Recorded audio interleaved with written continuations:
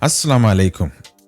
A wannan darasin mun sake dawa wato Q server domin mu shiga control panel ɗinmu mu kuma yi installing na SSL. Ina so ne bayan mun gama SSL so za mu shiga ne mu dukufa akan sauran ayyukan da suka rage a gina manhajan yanar gizon mu. Wani sa'in idan ka biya wato domain ɗinka da hosting su Q server za su iya da kansu su sanya maka wannan SSL ɗin. Amma idan ba su sanya ba zan nuna maka yadda za ka sanya wato SSL da kanka. Saboda haka bari mu leƙa mu gani. To idan na zo ni nan zan zaɓi nan ɓangaren wato zakaiya.com.ng domin in shiga wato sashin control panel a nan. To ga mu nan a wato control panel. Kada mu manta duka inda ka ga tsare-tsaren wa'annan misali a ce nan email ne, nan file za ka iya ɗaga shi ka kawo shi sama. Za ka iya ɗaga sai ka kawo shi sama. Amma da shike window na yana nan ƙarama bari in dawo da shi haka sai in ɗaga sai in kawo shi nan. To yanzu mun ga file ne a sama sannan kuma email ne a ƙasa. To kana da izinin ko kuma ce kana da daman canza wa kake so ya je sama wa kake so ya zo ƙasa. Saboda haka za mu gangara ne inda aka ce security. To kamar da muke iya gani a nan, to sai mu zo mu nan inda aka ce SSL da kuma TLS. To dan na ke da wuya za mu tarar da abu makamancin haka. To a nan za mu ce za mu generating ɗin wannan key ɗin ne.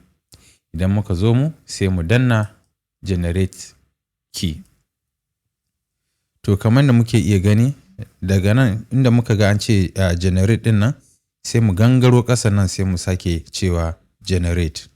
To a nan zai fara lissafe domin haifar da wa'annan keys ɗin kamar da muke iya gani. Idan mun kammala sai mu gangaro ƙasa. Sai mu ganta a nan, bari mu gangaro ƙasa duka wa'annan da kake gani keys ɗin ne. To mun riga mun wato sanya wato ita keys ɗin kamar da muke iya gani. Saboda haka sai mu koma wato wajen manaja. To bayan mun generating yanzu ya kamata wato za mu yi installing ɗin wato keys ɗin mu kenan. Sai mu zo mu a ɓangaren nan.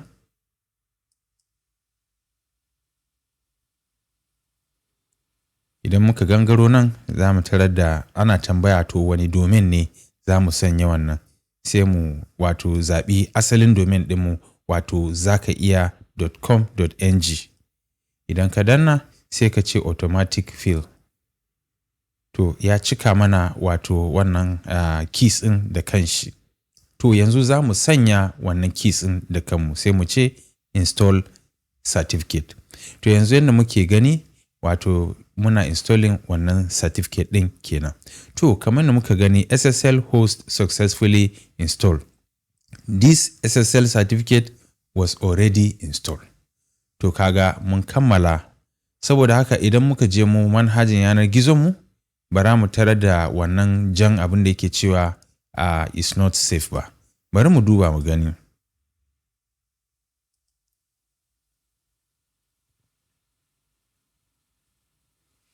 To kaga yanzu idan muka zo mu nan wajen kwado muka ce view side view, kaga an ce connection is secure. Ga kuma cookies and site data duk dai kai dai yanzu kowa zai iya samun sukunin zuwa a website ɗinka ba tare da ya samu matsala ba. Amma kada mu manta wannan free SSL ne. Amma muna da SSL kala-kala akwai su wildcard wanda ana sayarwa. Wato suna da kariya na musamman. To amma duk website da aka yi ba a samu irin wannan abun ba. To wato baƙi duk wanda ya zo zai ji bai da sukunin ya kuma kwantar da hankalin shi musamman ma in abin da zai a manhajinka ya shafi abin da ya shafi biyan kuɗi. Saboda haka ina fatan ka ji daɗin kin ji daɗi ko kuma kun ji daɗin wannan darasin. a darasin da za mu shiga za mu yi amfani ne da Corel Draw kamar yadda na faɗa a darasin da ya gabata domin mu aiwatar da wayansu abubuwan. Na gode.